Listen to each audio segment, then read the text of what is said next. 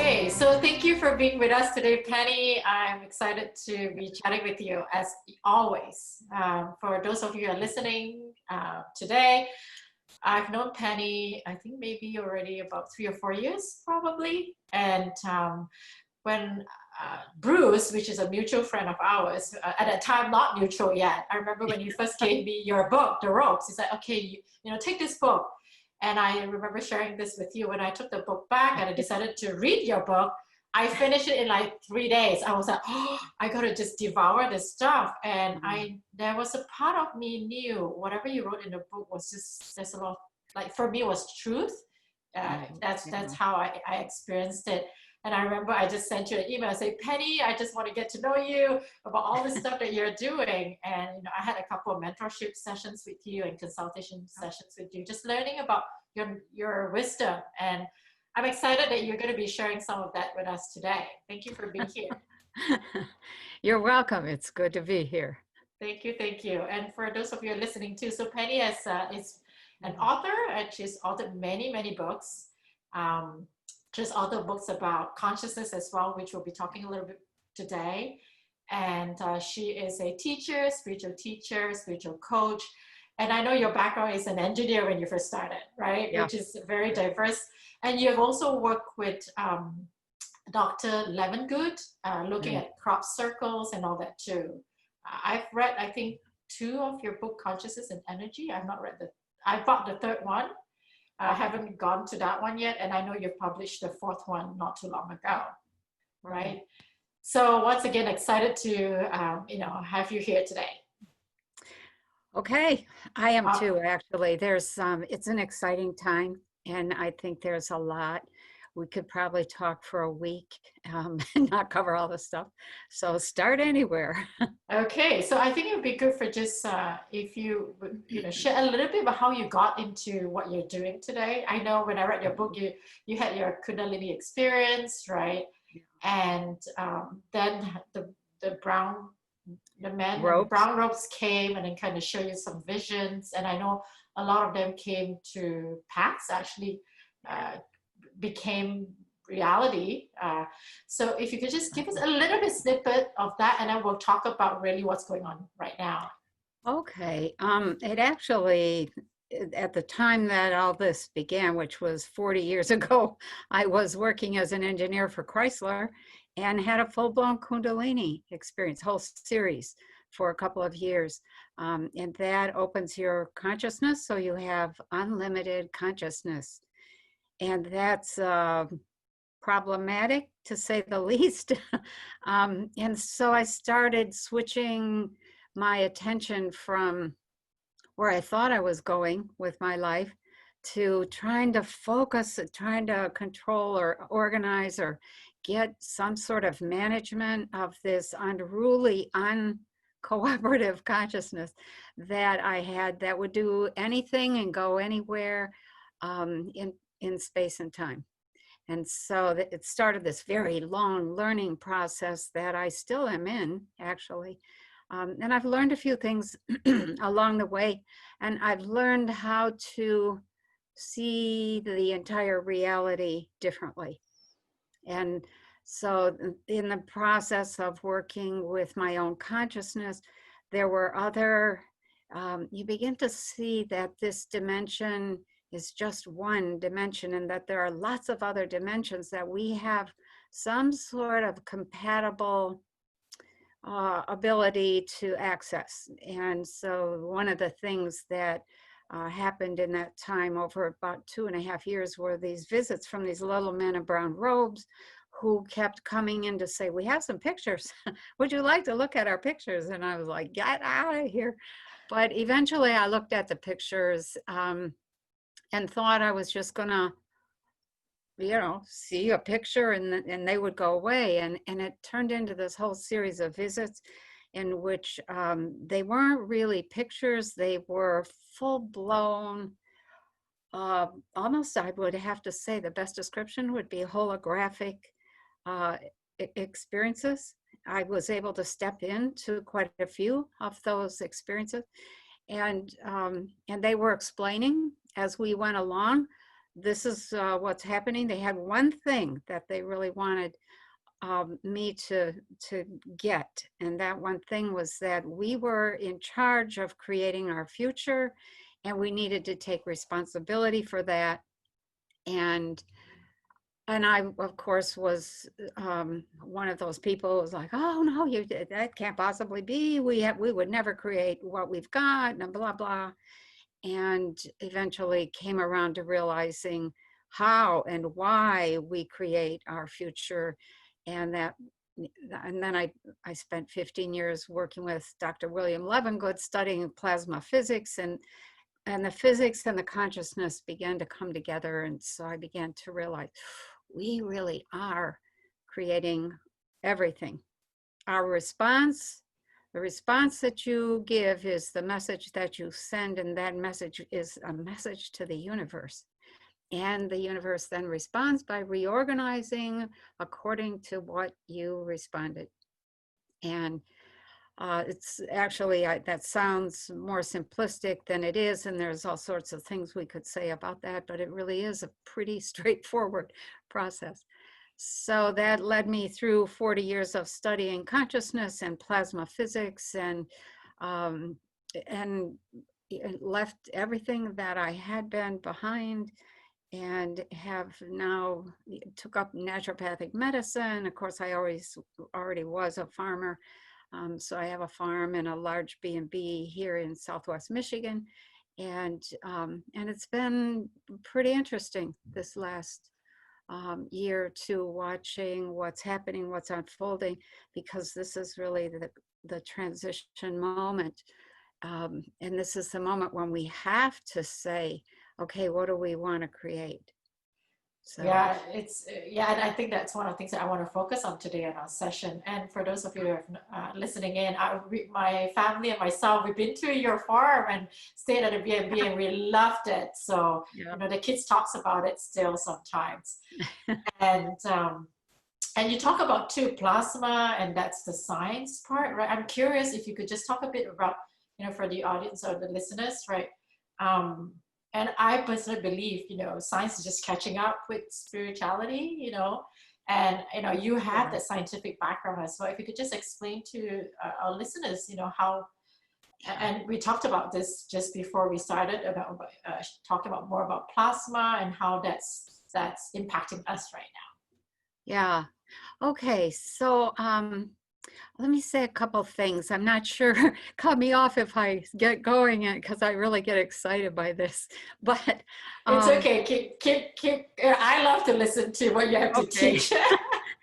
All right. So if you look up plasma on one of the, you know, what do you call it, search engines, or go to Wikipedia or something like that, what it says is it's a gas with some particles in it or some ions in it. And you could probably say that that's a 19th century description, and it kind of gives an idea, but it leaves out the basic truth, the basic picture. So what you have to do is drop your whole perception of the universe and how it works, and replace it with an understanding of electricity and electromagnetic fields and currents and these various structures that occur as a result of the electricity and the currents and things like that. And so I'll just give you a little short course. This is like a 30-second course in electricity and electromagnetics. So you have this field of particles, and when the particles move, and a bunch of them move along in a certain trajectory, that's called a current. And when those particles are moving along in, let's say, from right to left, then at right angles to that, an electromagnetic field forms. And that field is actually spiraling around the current. And the amount of times and the speed with which it spirals is called its frequency. How frequently it spirals around the current, it's depicted as a wave. But when you look at it clairvoyantly, it's really this spiral. Okay, so in that field of electromagnetic energy around the current, there's these what are called fibers. It's some, what's it called?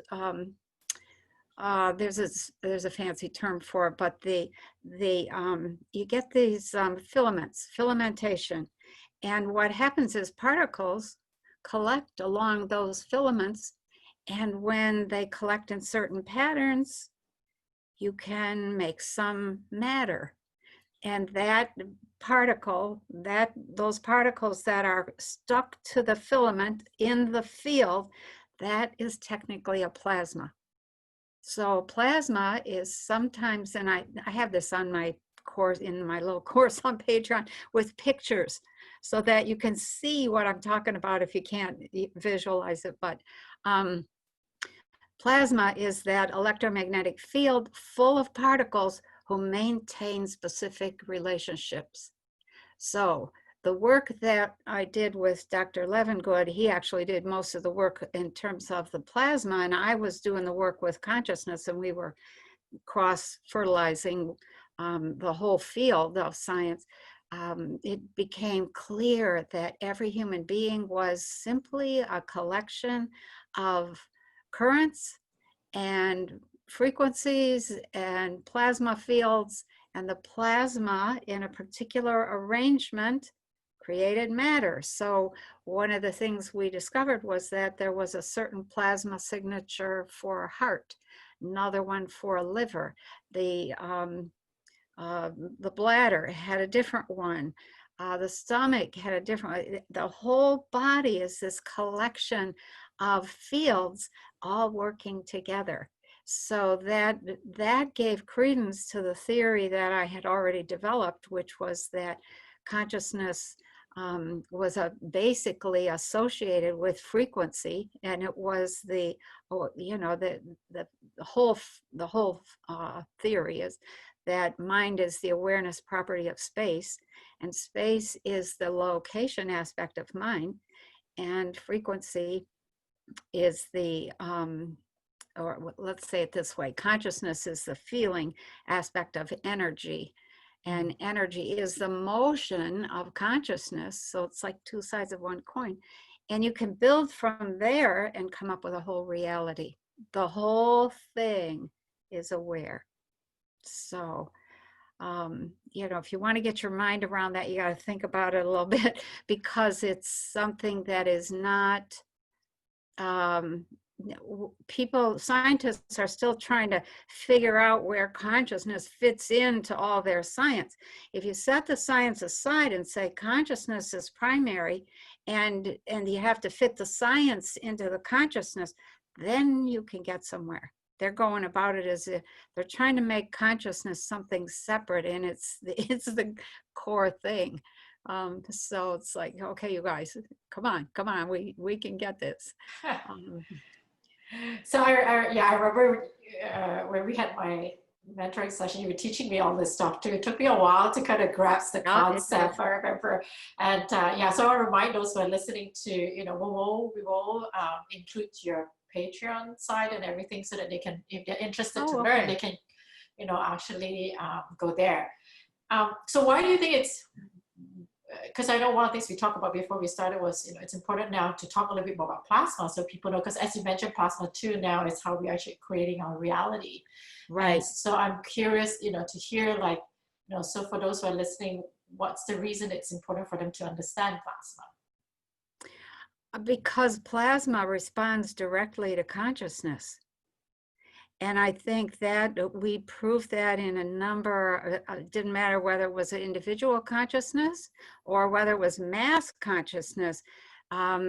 What we saw in the lab was that material or matter would acknowledge a consciousness within minutes, immediately. And so what that says is, what are you doing with your consciousness? Because your plasma is listening. So, and it's a scientific verification of that old, your thoughts affect your world. that's like an understatement. Yeah, your thoughts affect your world. Your thoughts are your world. So that is, once people begin to get that understanding of that new science, that's going to underpin all kinds of new technology, new kinds of healing. That's where frequency medicine, frequency generators are finally coming online, becoming very not weird, if I can say it that way. And I think we're coming to a point where we're learning how to use frequency. So it's something that is like one of the things that we did in the lab was test work by other scientists to see what kind of frequency these other scientists were taking water or some sort of material, and they were embedding the frequency of something in that water or that material. So you could, if let's say one of the things we were testing was a formula for taking an antidepressant without having to take the pill. You just drink a little bit of this water, and it worked. And we're headed toward a I'll say a science in which we'll be able to embed super nutrition, high density nutrition is what I call it, into a substance, and to take that as a supplement. And you can't eat enough food to get the nutrition you need because the food supply is depleted and there's no minerals in it, and minerals are what build your structure. So and if you try to eat enough, and the body will keep calling for food because you're hungry, it doesn't have what it needs. So you eat and eat, and then you gain weight, and then you're like, I need to lose some weight. You lose some weight, you're absolutely miserable. Why? Because you don't have enough nutrition. So we are, I think, slowly over the next couple decades going to move to this supplementation that comes in the form of what I'm going to call elixirs, waters, or substances that are embedded with everything you need. And food will become optional. So lots of changes coming for us, exciting changes, a lot of them. Yeah, that sounds really exciting. I think it'll be easier to just, take that, and then I'm like, okay, my body got all the energy needed to function, it fill with nutrient, and so that it can run effectively and optimally. That's exciting. Yeah, and I think I would just add this: people do not realize that your emotions and your moods are dependent on your minerals. That's one of those little factors that somehow gets lost in the whatever. But I have to say this: one of my students, when we were talking about this, said, "Oh, thank God, I won't have to do the dishes anymore." She's just gonna take this elixir, and that would be it. And I'm like, I think we might still want to do a little bit of cooking and enjoy food in a different way, not as a desperate attempt to get certain things into the body to keep it running at least a decent level of energy. So I like that. Don't have to do dishes. Yeah. For me, it's maybe cooking. Right now, we're cooking so much. It's like, I know. I get that. I think every woman gets that immediately. So coming back to when we started off with consciousness too, and how we are creating, right? Yes. So I guess I have two parts to the question, so how do we all kind of contribute to creating this? What's happening? And also, what can we do right now? So being aware that we are parts of the creation of what's going on. I think that, so here's the thing. This is something to keep in mind about consciousness.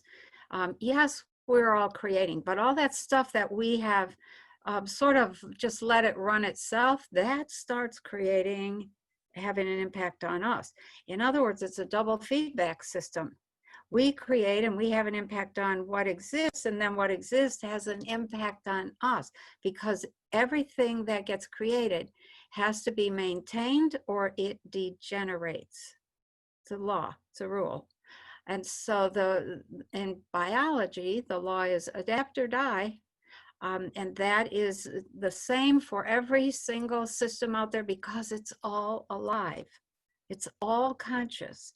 So the system has been degenerating for a while. So that's how and why we have created. It's actually lack of maintenance, lack of input, lack of care to keep things in a certain condition. And that it's a big lesson for us. So, so what was the other part of your question? How do we create this and then, so, something else? knowing that we play a role in Yeah, creating, right? So, and right, knowing kind of what's going on, what can we do? right. That's been probably the number one question I've run into for the last year. So here's a very small checklist. What you can do first is begin to ask yourself, what do you want? How do you want to live? What do you want in your life? How do you want to work? What does that lifestyle and structure of that life look like, sound like, feel like? Who's in it with you? What are you guys doing? So that's the first thing. The second thing is you have to begin to re-educate yourself. Absolutely non-negotiable. If you don't re-educate, then you're going to end up staying in the same consciousness. If we don't shift the consciousness, we're going to end up with the same old reality. And so you have to begin this educational process. So I've said to people, read, get online and look at stuff that you never looked at or think you're above or don't want to know, or that you think is absolutely, utterly boring, and begin to get a sense of a bigger picture of life and what's being offered out there. The third thing, start to talk about that with people, and most people say, but I end up arguing with my husband or my wife or my sister or whatever. Yes, okay, so that's right there. It's the next lesson. Learn to listen, to ask pertinent questions that draw the other people out so you can hear how they're thinking about it, so you can think about how they think about it, because that then gets them heard. Everybody needs to be heard. And it teaches you something about how not to stick your foot in your mouth and insist that it's your way or your correct perception or whatever. So that's, the next step is begin to talk about it. And then the next step, which is much more action oriented, is, do you need to sell your house? Do you need to start growing your food? Yeah, you really do. Do you need to take responsibility for your own healing and your medicine? Do you need to raise your children differently? Do you need to find a different kind of job? What kind of lifestyle changes do you think you would need to make? And how do you do that without creating absolute and utter chaos? One little step at a time with support. And if it comes down to nobody supports what you're doing, then you're going to have to make a choice. Am I going to live in misery and in some way that I don't think I want to live, or am I going to go out on my own? And that's a crisis point. That's a critical moment. So and I'm not saying go out and protest and wave flags. I mean, you can do that. Yeah. And I don't have time for that, but I was watching the people in Lansing, Michigan, all in their cars, blowing horns, driving through Lansing hour after hour, waving flags out the window. And I'm like, wow, very creative. They were all practicing social distancing. But they were really saying this is ridiculous.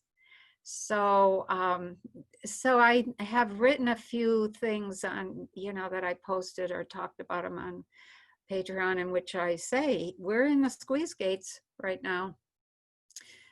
The cabal thinks that they have us by the short hairs, and we need to turn that around and say, you know what? this really looks like it was your system, and we don't think we're going to reinstitute this at all. And so we're changing the banking, and we're changing corporations, and we're changing the laws, and we're changing what we do every day. And I don't think I want to go back to work, working for you. I'm going to say, this is what I'm willing to do. And so you turn that whole thing around, and their system never gets going again. And yes, the Western system is down, and it begins to pass away. And what does that require? Wow, it requires massive creativeness on our part. And that's what I'm after, is where is your creativity? Get it out of the closet and, you know, shake it out, dust it off. Think about how you want to live. And then just start doing that. Yeah, So, that's a great, thank you for walking through, yeah, some of the process. I know that gives me also a lot of clarity. And even myself and my family, I've been looking at how willing am I to change my lifestyle right now, right? Because I was, you know, also looking at what's coming, you know, it's going to be different. And for me, you know, a lot of the system that we have, to me, it's already been broken for a long time, but we stayed with the structure, right? And of course, you know, just how it's been structured, that it makes, you know, we're not forced, but then there are ways that they keep us in the structure. right. And yeah, so you know, I've been thinking about, and there was a grieving process too. Am I willing to give up this? I'm giving you up, but then, right? But then I think, like what you're saying, it is important for us to take responsibility. I think that's a big key. It's time to be responsible for ourselves, and you know, what kind of world do we want to create? Do we want to keep an eye closed, or kind of not look, right? Or do something which you call out to is let's now, you know, be creative and see how can we create together. And I love that you touch on the food aspect, because we talk, you and I talked a little bit about this, and you know, we've been looking at what options that we have now, you know, farming, you know, urban farming in our home as well. And I would love for you to talk a bit about that aspect, because I know you have a farm, you've been a farmer, and I know you've been looking to different ways also now, right? And what can people who, especially we live in a city, what could we do? And with the change that's coming. Right. I think, oh my gosh, that's, yeah, we could talk about that a lot. But I think the thing, let's start with a basic thing. You have to take responsibility for feeding yourself, because the system is not really reliable. When the globalists were setting up all these global supply lines, the goal, long-term goal, was no country was going to be allowed to produce for itself in order to make itself self-sufficient.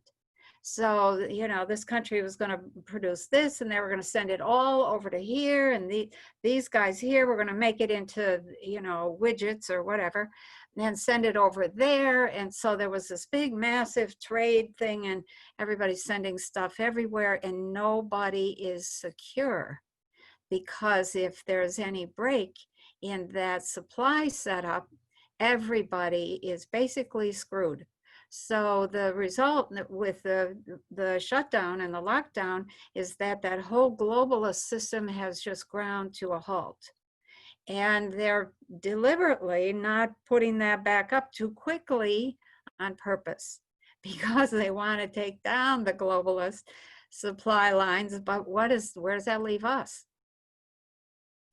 If the grocery stores are not delivering food regularly, and we have empty shelves and limits on what you can buy everywhere here.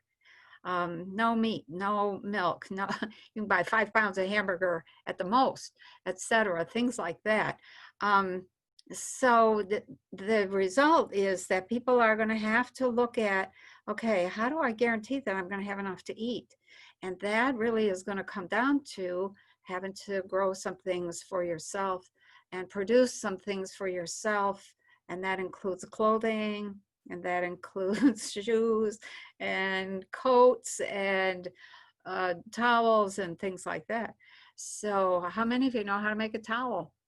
How many people know how to make a pair of underwear, or knit a pair of socks, or some gloves if you live in the north? Et cetera, et cetera. So what I've seen is this massive increase in home-based businesses. People are taking care of one another, first themselves, and then they'll share what extra they have. When it comes to food, the big change, because of not just the lockdown, but because of the grand solar minimum, which we're headed into, and should become pretty evident by 2024. And that's just a normal cycle that happens every 400 years, in which the climate gets very, very cold. And just a side comment, that whole thing about climate change and we're warming and all of that. No, we're not. And I think that they've been telling us we're warming so that we're totally unprepared for the cooling process that is happening. And very selective reporting and kind of tweaking the numbers a little bit. So the mainstream news is really terrible. So anyway, this grand solar minimum has this massive cooling effect, usually a degree or two globally, and that's a lot for a planet. But the snow does not melt above a certain line, and that line in the US is about the Michigan-Indiana border. So I'm 23 miles above that line. It's like, oh dear. So that then moves the whole growing region, the best climate for growing big crops on big fields, much further south. And you get too far south, you get into really dry regions. They won't support crops. They don't have the soil. The farmers in North Dakota, South Dakota, Calgary, they have had this magnificent soil and plenty of rain and mountain melt water for years, for decades, and for centuries. And now that all may not be working. And so what we're seeing is this massive mud mess that we had last year in the US, and the year before that was something else. And this year, what I'm seeing is drought. That stuff just fries. What I saw were that the fruit on trees was just fried. It was dried like it had been in a dehydrator. And so what we're seeing is you're going to have to take responsibility for feeding your family. Somebody in that family needs to say, okay, I'll feed us. And that becomes their job. That's what allows the family to survive, and may not only cut the amount of money that has to go out, but maybe even bring in a little bit. So there are these vertical growing walls that are, they're coming up all over. You can get them from, I think Northern Equipment has some that they sell. There's a place in, I think it's Toronto, and I forget what they're called, but they have a magnificent growing wall. And agriculture is moving indoors into controlled conditions that are either hydroponic, or they're in a bed that slants up and it's dirt, and the plant kind of is at a slant, and you can grow almost anything indoors. I haven't seen corn on the cob yet, but everything else can be grown indoors. And algae, which is, I think they make washers and dryers in the US. I don't know where else they might be shipping. Maybe they're from China. But they have, in the last year, they put out this giant thing, looks like a big refrigerator, with a glass front door and shelves in it. And those shelves hold plants, and it keeps those plants. There's LED lights in this, they call it the kitchen garden. The kitchen garden appliance, I think, was what the name of it was. But it's for people who want to grow food in their kitchen, and just open up that door, and it's controlled temperature and humidity and controlled lights, and you can be growing something continuously. Lettuces, spinaches. It's a little small for tomatoes. I don't see it growing potatoes, but you can grow those in your front yard. If you have a 4-foot space around your house, and you put potatoes and carrots and beets and cucumbers and train them up, I have done that myself and fed the entire family and had way too much food. Had to try to give it away to the neighbors. Um, so there's this food revolution is coming, and people who do not grow their own food, um, I don't know, maybe I better not say, doesn't look good. So it doesn't look good for them. Um, so that growing, indoor growing, indoor farms, there are entire multi-story beautiful buildings. In fact, there's an architectural contest that's held every year for somebody wins an award for the design of the most beautiful and most effective indoor garden building in the middle of a city. And there's some gorgeous places. A lot of buildings are having the grow space right up through the 20 stories through the middle, and then they have apartments on either side, and you just come out of your apartment and you pick whatever it is you need and go back in your apartment. So it's a whole different concept for food and feeding people. The biggest thing I think that we have to be aware of is how are you going to get your amino acids, because nothing works without the aminos. You can't use minerals and you can't use vitamins without the aminos very well at all, if at all. So there's a priority of operation there. Um, so I think one of the really nice benefits of this coronavirus is people are starting to pay attention to their health, which I have been screaming about for at least 25 years. Ever since I became a naturopathic physician, it's like, oh my God, we need to, people need to get healthy. We're not resilient.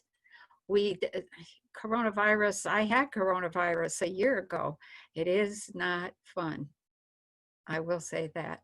And it's nothing to mess with. But I knew what it was. My daughter had said to me, Mom, you need to watch out for this virus, this new flu that's going around. It's got a different pattern. 3, 4, 5 days of not feeling well, and then 3 or 4 days you think you're getting better, maybe even a week, and then boom, the tail end of this thing hits. And she said, it's like a scorpion. It takes you down. It fills your lungs. You can't breathe. Sure enough, that's it. I got that, and I thought I was getting better, and then boom, that was 1 year ago. It was actually, I remember it was January 29th, and by February 6th, I was down. And I did think I was going to have to go to the hospital, but I caught it in time. And since that time, I have kept oscillococcinum and oxygen elixir on hand, and vitamin B6 and glutathione. And so I haven't had any, I rarely get a cold or flu, but wow. The lungs did fill quite a bit. It took me more than a month to cough up all that stuff and to feel like I was a human again. So it's nothing to ignore. It's nothing to panic over. It is something to let it kick you right in the butt and get you scared enough to say, what do I need to do to be healthy? How do I not get this? How do I prepare for this? The whole business of locking us down in masks, that's just ridiculous. That's stupid. It's a political game. It's part of that hidden war that's going on. So yeah, because I mean, there's a part of me too. That's how our body builds the immune system is through virus. And I'm not saying that we don't care about, especially those who have preconditioned, pre-existing condition yet. And I love what you talk about. At the end of the day, it's really, are we healthy, right? And that's how then our own system can fight whatever is coming to our body. And I think one of the things that I'm concerned about, we see that we're cleaning so much right now with the chemicals, and I'm wondering, are we going to create even more worse kind of superbugs and stuff just because of the way we're handling what's going on right now? So That's a very important point. Let me just say that we do not use disinfectants here at all, because what you learn as a farmer is if you kill all the good bacteria, and your body is a pile of good bacteria. If you kill all that and all that's left is the stuff that you can't kill, and that gets a hold or you get a case of that, which we have experienced, a super infection, oh my, um, it's life-threatening. And so you do not try to take over the job of the good bacteria. You let them do their thing and you don't disturb them. They are the ones who keep the bad bacteria under control, and it's a real estate fight. The bacteria will build their little kingdoms in a location and prevent the bad bacteria from being able to get a foothold. And so that's that's an important concept. Thank you. I know we can talk so much. I love and ask you all this kind of question because you have so much knowledge and wisdom, and but I'm mindful of your time too. So we're going to kind of pivot a little bit right now. Okay. But before we pivot to just talk about dreams and intuition, anything else you kind of just do you want to share with the audience about anything they can do, or any tips, or just anything you want to share in regards to what's going on? Yeah, I do. I want to say, take heart, have hope. It's okay. There is a fight going on. The world doesn't make a whole lot of sense, but in a war, it doesn't. And that's what's going on. There's a hidden war going on in the background. So go about your world and your business. Keep one eye on what's happening behind the curtain. And but hold that place of, yeah, it's going to be different afterwards, because we're going to make it different in a way that makes sense, in a way that's loving, in a way that's compassionate, in a way that works for more than has ever worked in the past. So that would be my closing note. Thank you so much. Yes, we have an opportunity here. Thank you. Yeah, so an opportunity to shift this together as a collective consciousness. That's right. So the other part that I wanted to talk with you today, it's about dreams and intuition.